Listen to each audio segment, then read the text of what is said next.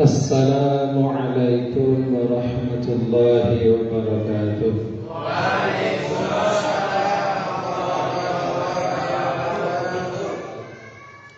Bismillahirrahmanirrahim. Alhamdulillahilladzi samma nafsahu bil ghafur, alladzi bi dzikrihi yanbasitul qalbu bil farhi was surur.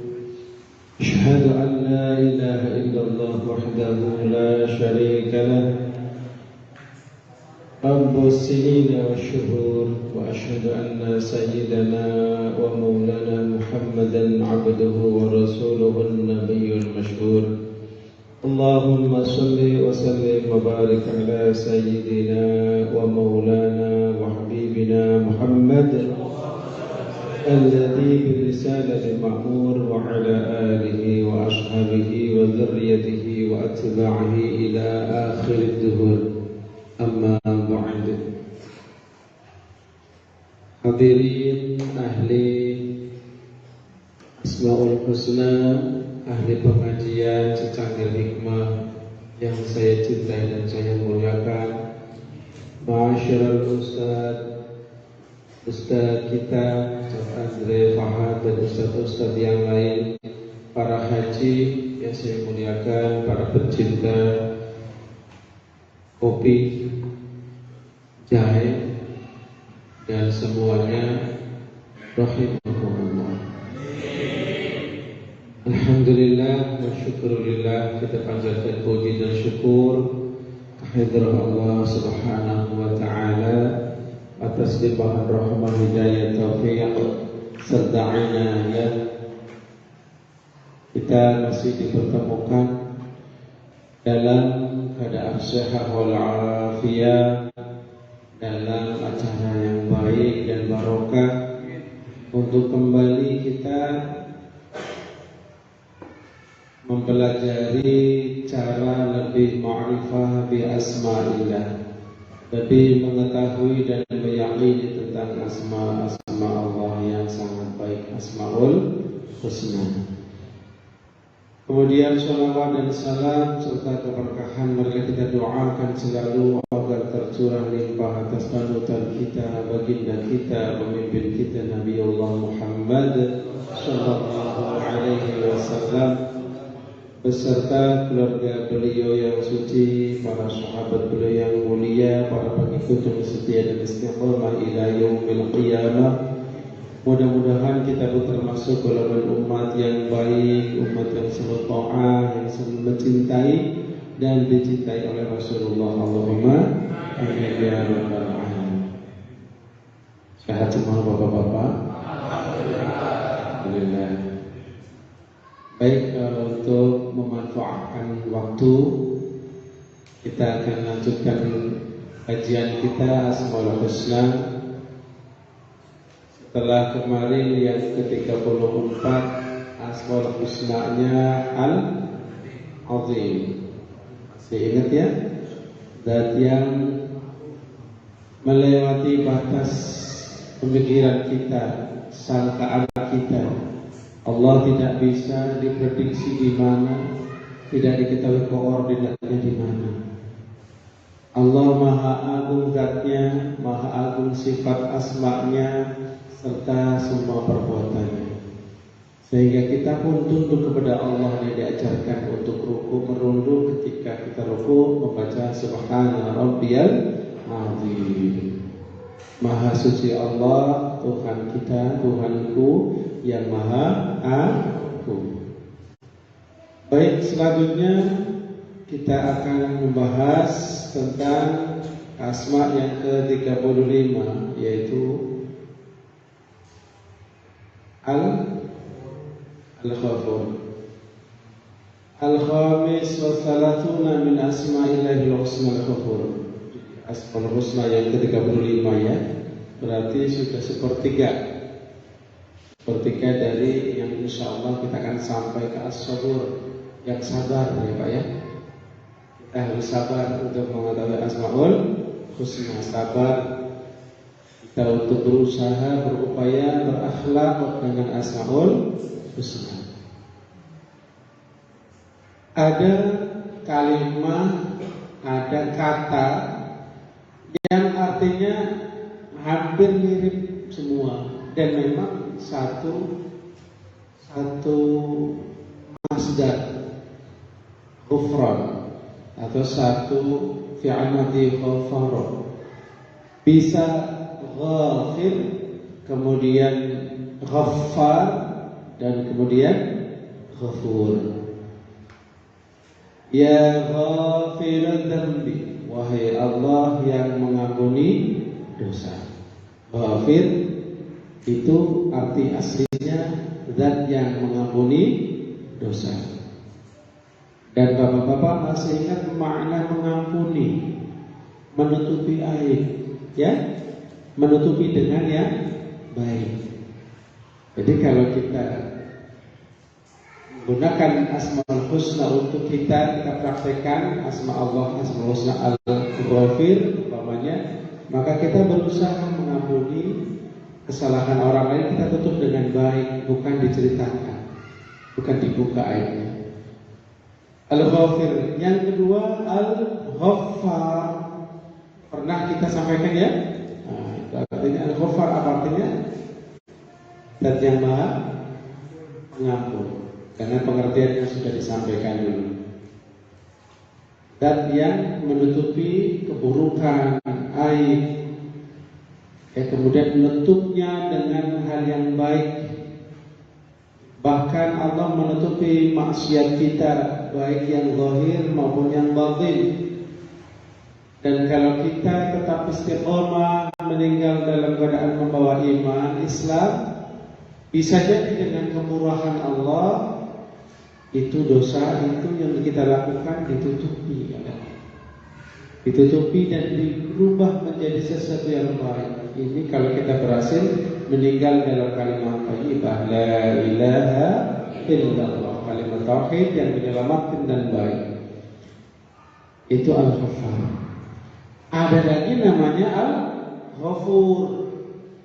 Kalau Al-Ghafir artinya zat yang mengampuni, udah itu aja artinya, pokoknya mengampuni. Sifatnya bukan, belum maha. Kalau Al-Ghaffar maknanya maha pengampun, itu mirip dengan Al-Ghafur, maha pengampun juga. Apa bedanya?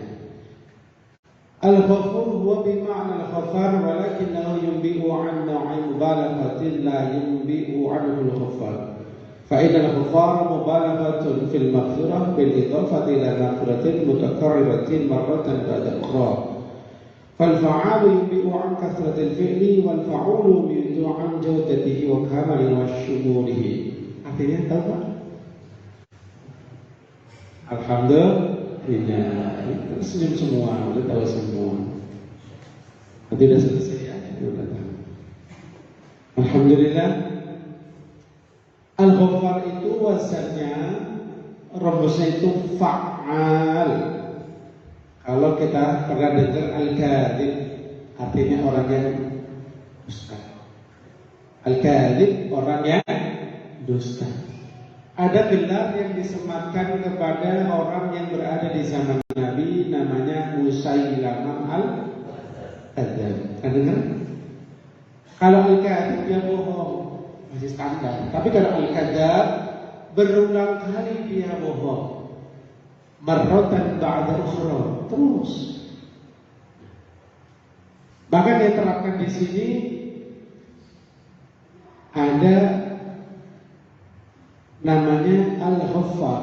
Al-Ghaffar itu wazannya adalah Al-Fa'al, maka maknanya artinya adalah secara bahasa sangat banyaknya fi'il, pekerjaan, ampunan. Berarti Allah Subhanahu wa taala dengan Asmaul Husna Al-Ghaffar memberi isyarat tentang banyaknya ampunan dosa-dosa. Artinya, kalau seseorang sekarang melakukan dosa dan mohon ampun kepada Allah, bisa jadi Allah akan mengampuni. Tapi apa jaminan bapak-bapak sekarang berdosa udah diampuni, besok gak dosa lagi Pak? Bisa bohong lagi gak Pak kira-kira? Bisa. Kalau Allah hanya mengampuni dosa sekarang, Allah hanya Al-Ghafir, mungkin. Tapi kalau besok kita dosa lagi, mohon ampun lagi, terpeleset lagi, dosa lagi, kita mohon ampun, diampuni lagi, kita dosa, mohon ampun, diampuni lagi, kita dosa lagi, mohon ampun, diampuni lagi. Itulah makna hakikatnya dari Al-Ghaffar, zat yang sering mengampuni, zat yang maha mengampuni setiap hambanya melakukan dosa, dan mohon ampun akan diampuni oleh Allah Subhanahu wa ta'ala. Ini berulang-ulang maknanya. Besok bikin dosa lagi, mohon ampun, diampuni lagi. Kalau kita kan lama-lama gimana ya Pak? Bikin kesel kita, maaf ya, besok itu lagi. Kita nggak bisa jadi yang sehebat itu. Tahu bedanya ya? Yang kedua Al-Ghafur. Asmaul Husna ditutup dengan As-Sabur, zat yang maha sabar. Kalau di sini Al-Ghafur maknanya sama, maha pengampun, tetapi semua Asmaul Husna itu kalau yang mirip-mirip memang ada unsur kesamaan, tetapi tentu ada yang berbeda. Di mana itu menunjukkan kesempurnaan asma tersebut. Ada keistimewaannya. Apa maknanya? Maknanya Al-Ghafur adalah bahwa Allah Subhanahu wa ta'ala ini mengampuni semua dosa. Semua dosa diampuni oleh Allah Subhanahu wa ta'ala.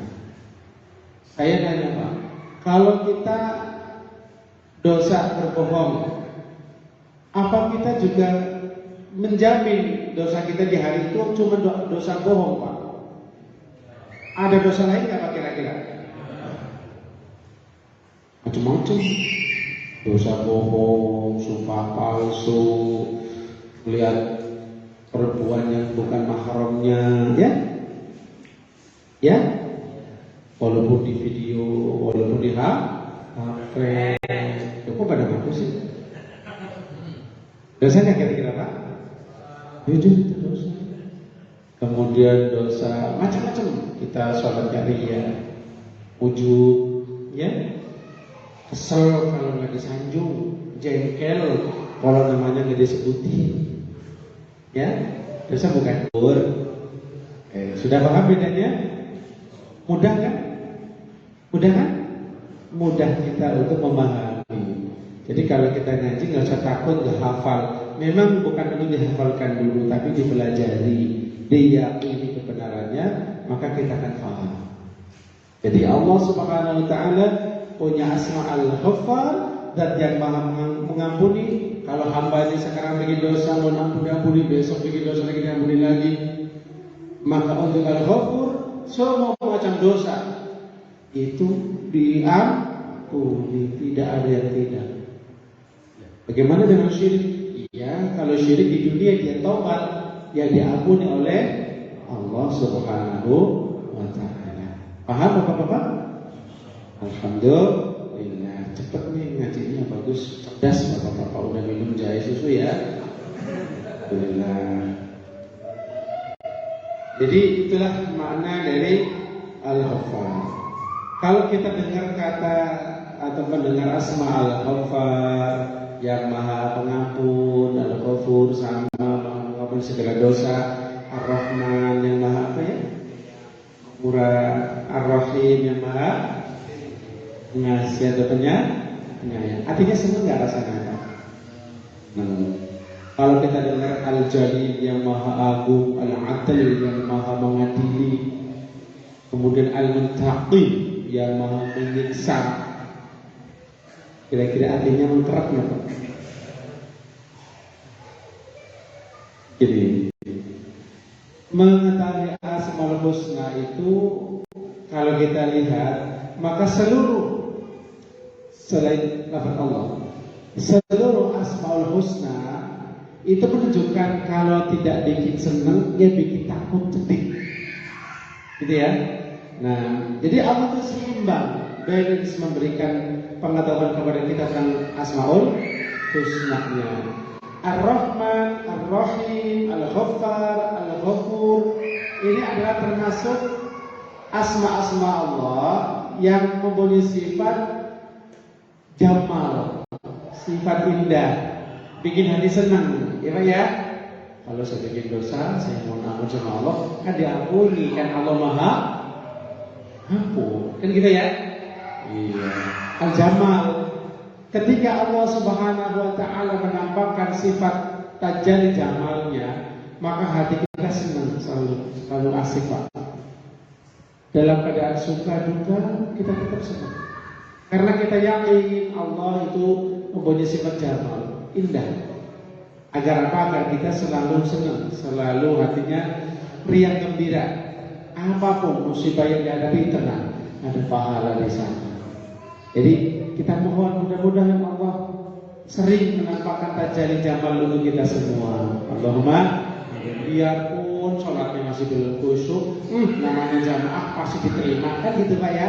Alhamdulillah, itu sifat jamalnya Allah. Ya, sifat jalalnya Allah nggak usah dibahas dulu ya. Iya. Baik, kemudian bagaimana cara kita berakhlak dengan Asmaul Husna ini? Dengan Asmaul Ghafur.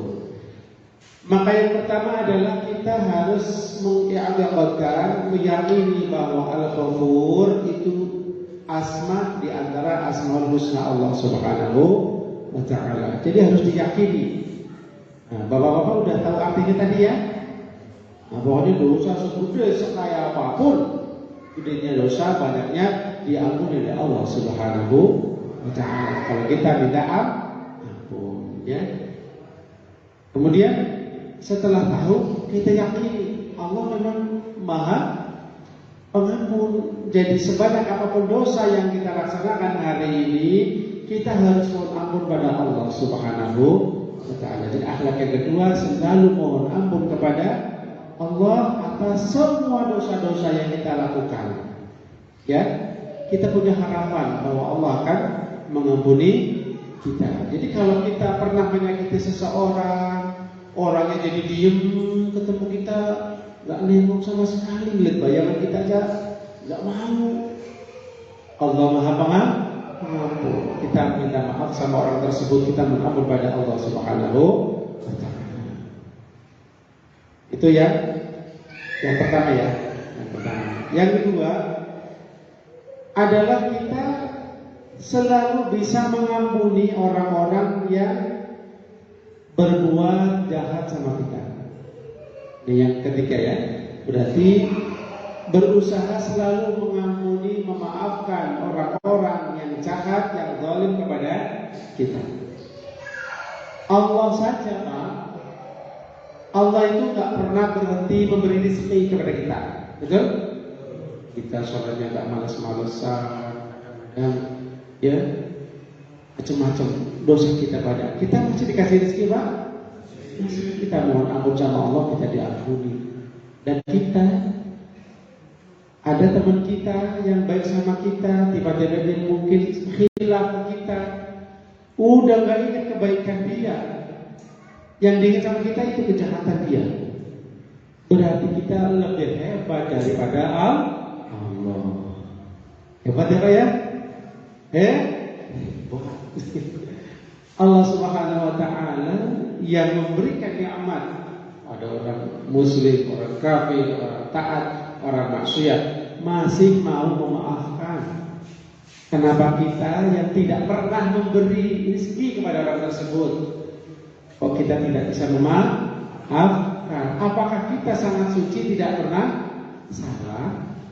Paham kira-kira? Sedangkan Allah Maha Suci, tidak pernah salah. Al-Haq, dan yang selalu hak, tidak pernah batil, tidak pernah salah, sama sekali tidak pernah keliru, sama sekali.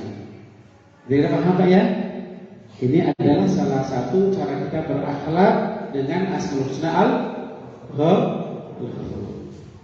Hadirin dimulakan Allah Subhanahu wa ta'ala,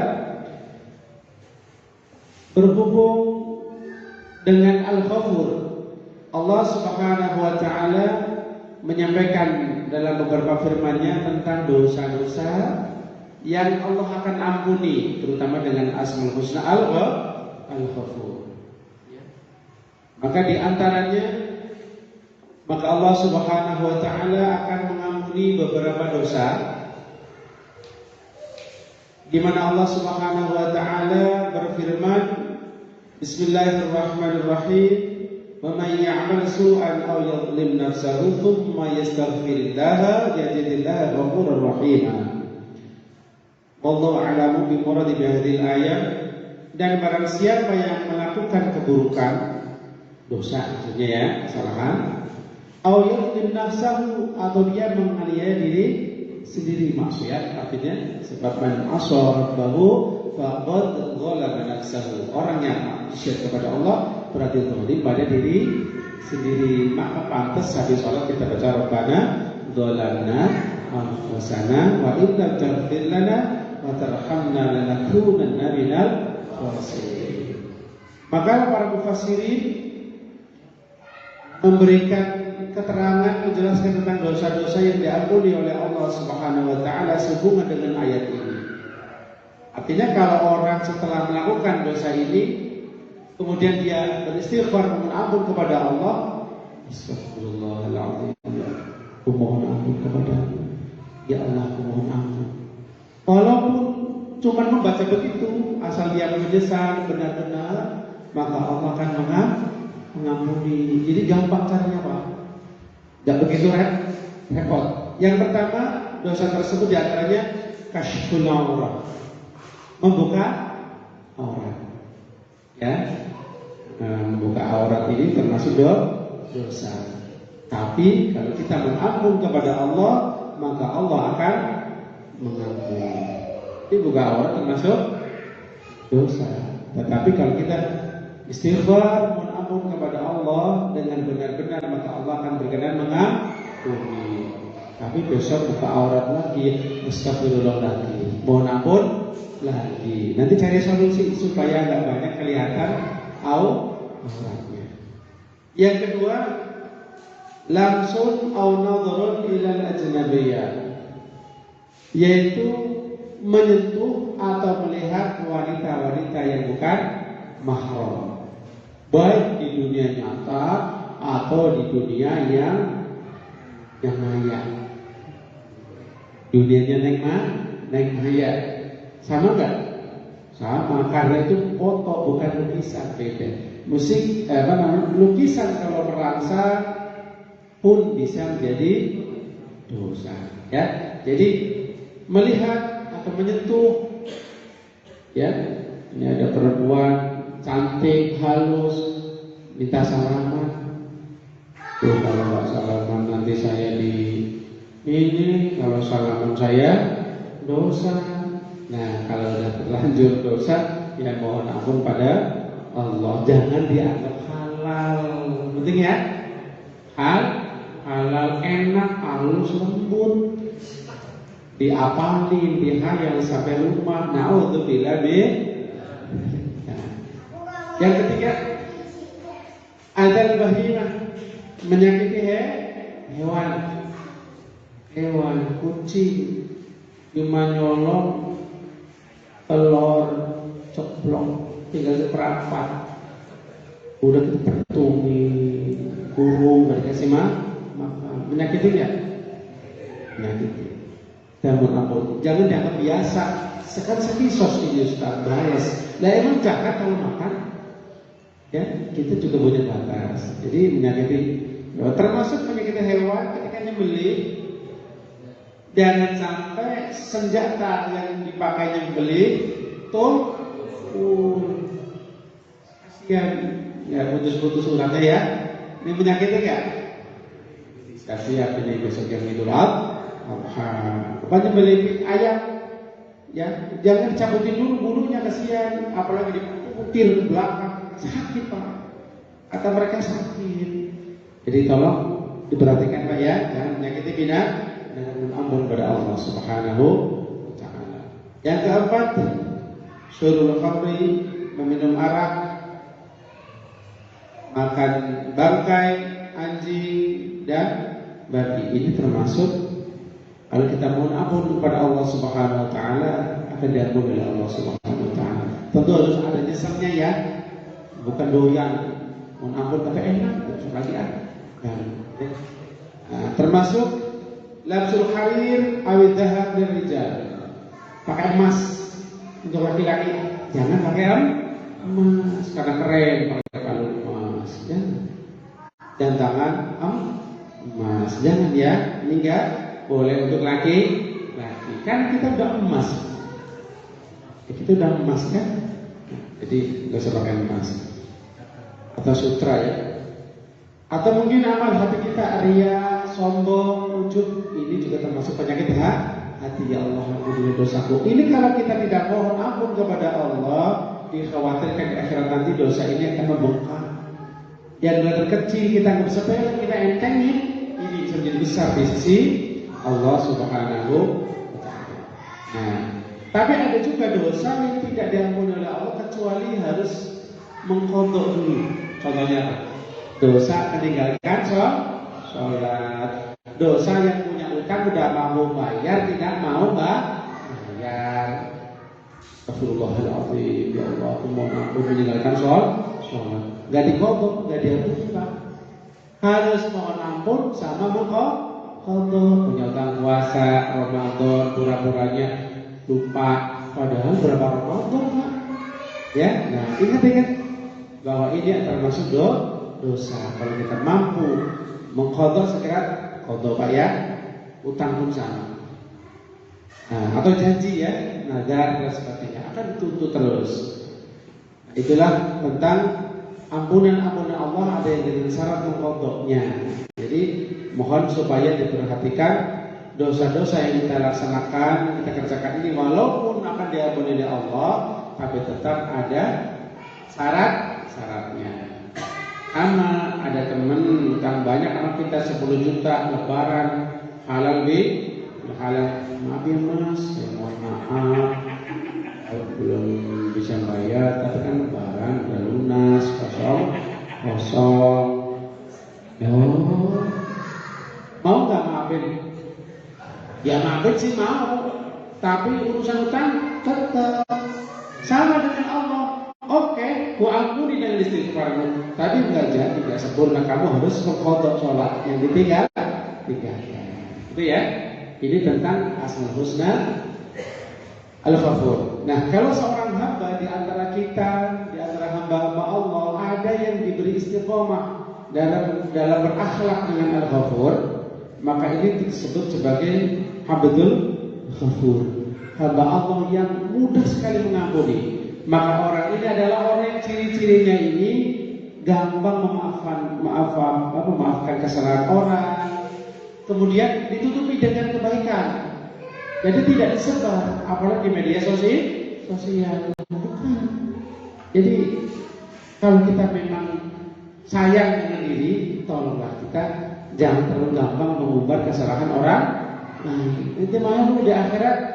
Kesalahan kita kecil di akhirat disebarluaskan oleh Allah Subhanahu wa Ta'ala. Malu nggak?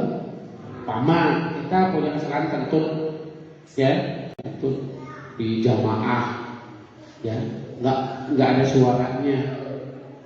Tapi karena kelakuan kita di dunia suka kebongkar oleh orang lain, di akhirat nanti diceritain sama Allah, malu nggak? Saudara-saudara, itu si dia waktu sholat isya dia kentut, bau semua, kagak ada yang mau. Dia kentut, malu gak rasanya? Dolim sama orang semajid. Itu kalau kita suka membuka aib orang lain. Tetapi kalau kita nutupin itu, maka nggak ada yang dikasih tahu. Kamu ingat tidak waktu dulu kamu sholat kamu kentut, malu. Tapi kan nggak diketahui oleh orang lain. Agak lumayan lah kayak begitu. Ini banget lah. Sallallahu alaihi Muhammad. Baik, akan saya jawab pertanyaannya tentang apa kemarin? Amalan apa ya? Amalan apa yang bisa menghentikan sholat sunat ya? Baik, mohon bapak-bapak perhatikan ya. Perhatikan yang saya sampaikan. Saya belum begitu pede bahwa Anda sudah pernah mendengar hukum ini. Sengaja saya bawa kitabnya tapi nggak saya buka kelamaan. Cuman ada di sini. Ini ada kitab syarat Fathul Mu'in I'anatul Talibin ada kitab yang lain juga ada di Taqriratus Sadidah juga ada. Baik, sekarang kita akan memberitahu tentang apa itu sholat rawatib, sholat sunnah yang mengiringi sholat fardu. Ada dua, ada qobliyah before, ada ba'diyah after. Oke? Paham muraiki? Ini kayaknya belum minum jadinya Inggris. Ingat batasannya ya. Mudah-mudahan nggak hangus ini siarannya. Waktu. Sekarang kita akan mengetahui tentang kapan waktu seseorang boleh bisa mengerjakan sholat sunnah qobliyah.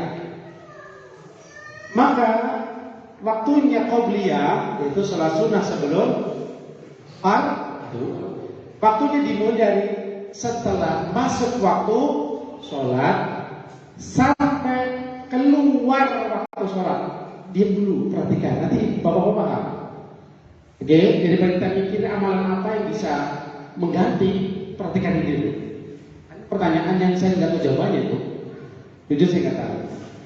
Waktu qobliyah adaan belum qadha adalah ketika masuk waktu sholat, dan ya, sampai kapan berakhir?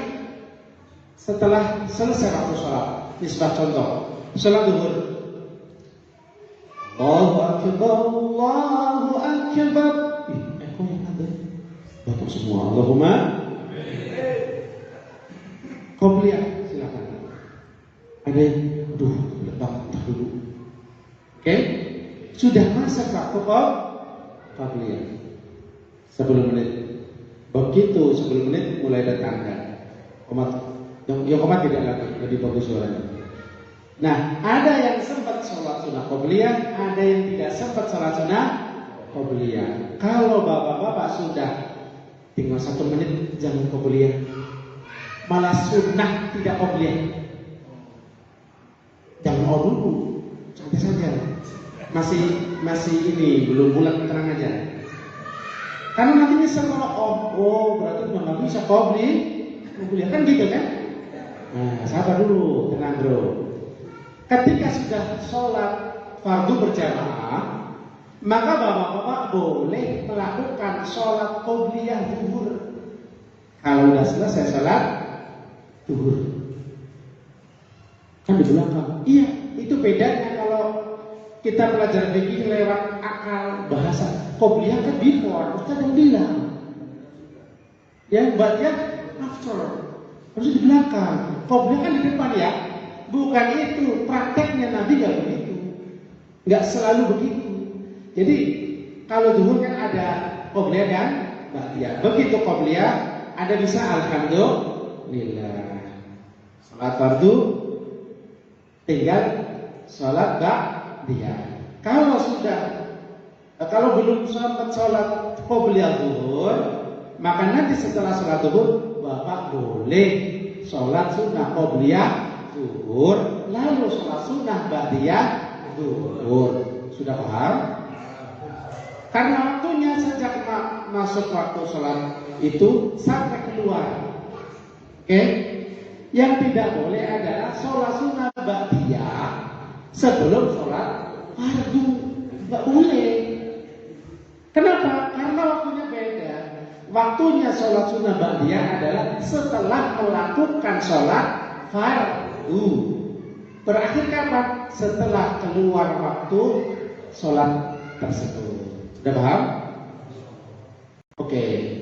Tapi saya zuhurnya jam 3 lewat 5, jam 3 lewat 20, nggak sempat. Sholat bagaimana? Nah, Allah itu maha pintar, maha al-alim, maha al-hakim. Rasulullah Shallallahu Alaihi Wasallam sering mempraktekkan itu. Kalau nggak sempat itu, bapak boleh nanti ketika masuk masjid adzan asar, ya, mengqadha sholat sunnah qabliyah zuhur atau sholat sunnah ba'diyah zuhur itu qadha, paham? Karena waktunya sudah keluar. Jadi nggak usah ada amalan yang sama dengan sholat qabliyah. Kerjanya kayak kalau tapi saya minta saran, mohon lah ya. Kalau qabliyah subuh belum dikerjakan karena bapak-bapak menunggu iqomah, bukan menunggu adzan, kan otomatis cukup ya. Kan nggak sempat qabliyah subuh. Tolong kalau mau mempraktekkan ini, udah sholat subuh, aku belum sholat qabliyah. Ustaz kemarin ngasih tahunya harus kalau iqomahnya bisa setelah sholat fardu. Jangan dikerjakan di masjid. Takut ada yang kira ini ba'diyah subuh. Paham ya? Di rumah aja. Biar apa? Biar makmur rumahnya ada sholat sunnah gitu. Begitu pula sholat asar. Ya sholat asar baru ngaduk udah adzan. Mau ditungguin takut telat. Mau berangkat takut dingin. Udahlah tunggu sebentar. Begitu ada ternyata langsung tuh nggak sholat sunnah qabliyah asar sama kayak tadi. Begitu selesai sholat fardu asar udah pulang dah, minum kopi dulu, kumur-kumur air bening, baru sholat sunnah qabliyah asar. Bukan qadha, boleh begitu. Walaupun namanya qabliyah, ya. Paham Pak? Ini pernah dengar nggak seperti ini Pak? Bener kan? Ini kalau viral sebenarnya dicari orang gimana? Iya, soal kitabnya banyak. Kalau mau silakan baca kitab sendiri kalau bisa Pak ya. Nah ini tentang qabliyah 5 menit cukup. Yang terakhir sholat sunnah awabin, ya. Di pertanyaan awabin ya. Besok pada libur apa kerja? Kerja. Gak apa-apa itu nasinya awet kok. Awet ya. Nanti dibuat berkat aja di rumah gak apa-apa. Baik, sekarang sholat sunnah awabin masih di dalam kitab yang sama I'anatul Talibin fi Sahihatul Mu'in di halaman kitab ini 285. Silakan cek di YouTube. Bismillahirrahmanirrahim. Saya baca matan hadisnya. Wa min sholatul awabin wa hiya 20 rakatan bainal maghrib wal isya. Di antara sholat sunnah yang tidak disunahkan berjamaah, kan ada sholat sunnah yang disunahkan berjamaah. Apa contohnya? Sholat tarawih, gerhana bulan matahari itu disunahkan berjamaah. Maka sholat sunnah awabin tidak termasuk sholat yang disunahkan berjamaah. Apa itu? Wahya 20 rakatan. Maka sholat awabin itu ada 20 rakaat doang. Tidak banyak, cuma 20 rakaat aja. Enteng Pak ya? Alhamdulillah. Ini tipe-tipe tukang awabin berarti. Bismillahirrahmanirrahim. Amin. Nanti kalau jadi orang kaya, udah punya karyawan, amin. Udah makmur, punya waktu waktu nanillah, punya waktu yang enak beribadah sama Allah Subhanahu wa ta'ala. Insyaallah bisa. Kedua rakaat.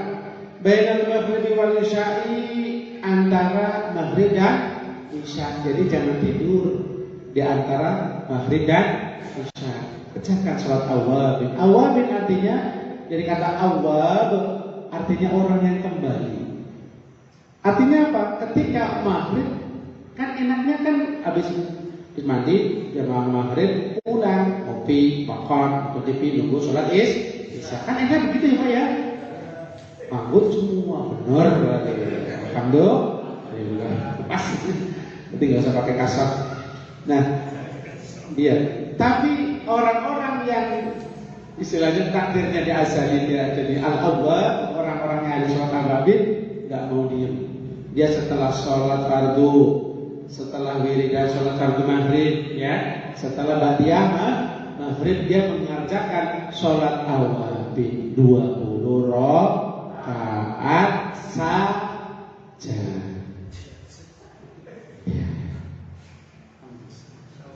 Baru lihat sitar, oh ternyata boleh. Ada yang meriwayatkan boleh 6 rakaat. Insya Allah kerjakan Pak, walaupun cuma sekali seumur. Insya Allah ya. Kalau lagi libur, alhamdulillah besok libur di Imlek, saya akan sholat awabil besok 20 rakaat ya, kurangi 16. Bapak-bapak. Warakaat ini boleh juga 2 rakaat. Alhamdulillah. Habis sallallahu Muhammad salaman ba'diyah 2 rakaat, al-wabil 2 rakaat. Betul Ustaz gak ngerjain. Saya punya cara sendiri. Ya ada dasarnya. Jadi sebagian ulama itu jangan kasih tahu dah. Nah, nanti orang lain. Jadi paling sedikit 2 rakaat. Ya, itulah. Keistimewaannya banyak sekali. Nah, maka di antaranya adalah allati la tusalli bil jama'ati salatul rabi'in ay arjuna ila Allah fi awqatin ghaflah qala fi nasu'i diniyah wa min al-mustahab al-mu'akkad iqa'u ma baina isya'i bi salatin wal afdal. Memakmurkan waktu antara maghrib dan isya dengan sholat itu yang paling utama. Au tilawatil Quran atau baca Quran au zikrullah atau dengan zikrullah dengan tasbih tahlil orang dzalika. Qala Nabi sallallahu alaihi wasallam man shalla ba'da al-maghribi 6 raka'atin la yafsilu bainahunna bi kalamin adana lahu ibadata 12 sanatan subhanallah. Barang siapa yang sholat sunnah setelah sholat fardu maghrib 6 raka'atin 6 rakaat tidak dia sela-sela antara rakaatnya dengan bicara dan sebagainya, maka ini ibadah sama dengan ibadah 12 tahun. Senang gak? Memang waktunya bikin kita capek ya, 6 rakaat. Berarti sama badia berapa? 8. Kan kita gak ngaji tiap hari Pak. Ngaji cuma malam Senin. Kan bisa dikerjakan seminggu sekali, malam minggu gitu ya. Nah, itu diantaranya. Masih banyak yang lain. Ini udah cukup. Jadi sholat tarawih adalah hukumnya sunnah. Waktunya setelah sholat ba'diyah maghrib, kemudian sampai masuk waktu isya. Paling banyak 20 rakaat saja, dibayar tunai sah. Alhamdulillah. Ini saja yang saya sampaikan, mudah-mudahan bermanfaat. Wallahul muwaffiq ila aqwamit thariq. Wassalamualaikum warahmatullahi wabarakatuh.